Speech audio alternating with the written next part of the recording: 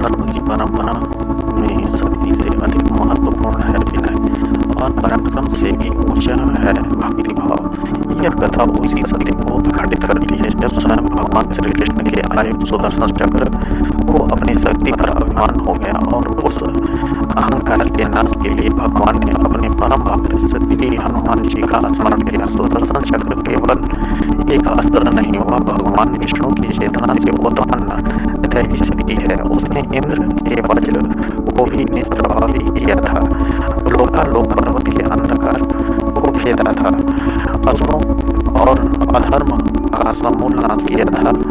इन महान कार्यों के कारण उसके मन में यह भाव उत्पन्न हुआ, भगवान स्वयं भी मेरे बिना अपूर्ण है, प्रत्येक युद्ध में मुझे ही स्मरण करते हैं।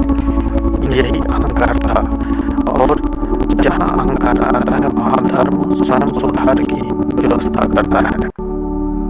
भगवान श्री कृष्ण अपने भक्तों का सदैव कल्याण करते हैं, यहाँ तक कि अपने आयुधों का भी।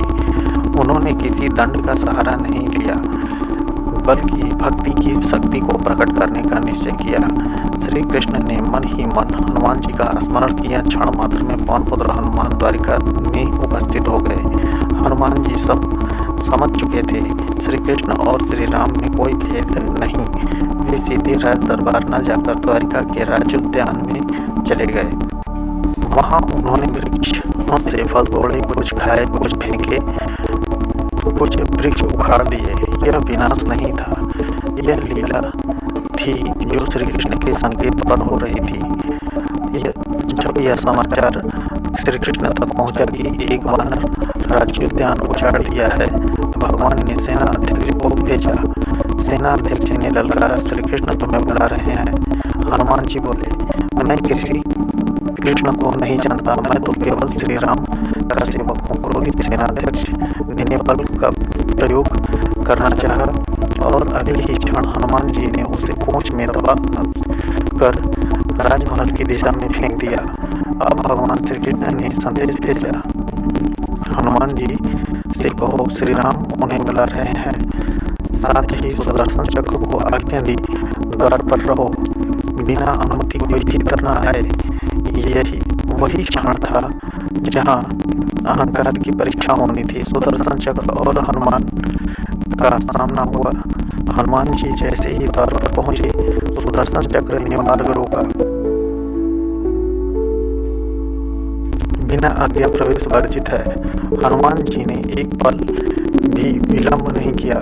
जब श्री राम का स्वयं स्मरण हो तो नियम, मर्यादा और समय सब पीछे छूट जाते हैं। हनुमान जी ने सुदर्शन को उठाया, मुख में दबाकर रख लिया। भगवान श्री कृष्ण श्री राम के स्वरूप में विराजमान थे सिंहासन पर।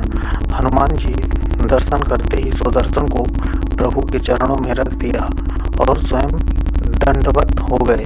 भगवान ने उन्हें हृदय से लगा लिया। भगवान ने मुस्कुराकर पूछा, हनुमान भीतर कैसे आए? किसी ने रोका नहीं। हनुमान जी बोले, रोका था प्रभु, सुदर्शन ने, पर आपके दर्शन में विलंब न हो इसलिए उसे मुख में दबा लिया। यह सुनते ही सुदर्शन चक्र का अहंकार चूर चूर हो गया। भगवान श्री कृष्ण ने सुदर्शन को समझाया, शक्ति का मूल्य तब तक है जब तक उसमें विनय हो। भक्ति के सामने ब्रह्मास्त्र भी नतमस्तक हो जाता है।